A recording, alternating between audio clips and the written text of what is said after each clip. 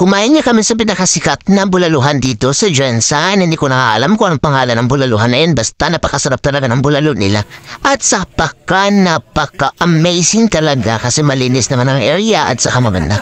Para nature lang talaga ito, mga kawayan na ito sa paligid. O diba, bonggos, happy talaga kami dyan kasi busog na busog kami. At ang dami naming nakain. Ayan. Fresh na fresh from the farm. Yun, pumunta kami agad doon sa kanilang area sa Lanton, mga karampa. Yan, na-amaze talaga ako kasi mas marami pa dito ang tanim nilang papaya kaysa sa doon sa amin sa farm. Doon sa mas mayo pa diri kay damo sa tanom mga kapayas. Kag nagasurumbra lang kag ginakaon sa mga pispis. Ayan, gipang pokpokoy na tanan-tanan.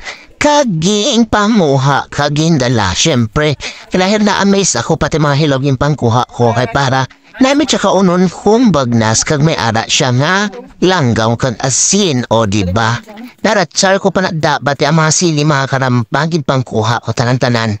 Kay nami gid abi ang akon nga pamatsyag kay na amazed gid ako. Ayan, ginanahan talaga ako dyan mga karampa kaya sabi ko sa kanila, magtanim ba kami na magplant tanim haba? May itataniman pa kay kanami sang ilang ha? Location ni makmakag ni Kati o. Damo sila sang area nga pwede tanuman. Kay lapad ilang na baka nga duta. O diba bonggels? Sana all may nabibiling lupa. Yan. Tinatayuan na nila yan ang tower nila at saka yung kanilang bahay. Temporary pa lang yung bahay nila for renovation yan. Yan naman si Makmak aking pamangkin na napakasipag. Ayan.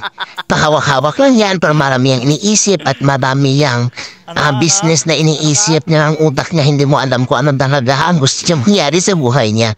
O diba mga karamba bongga, ganun pala talaga pag business minded ka. Dapat lahat talaga na possible na magka-income ka iisipin mo.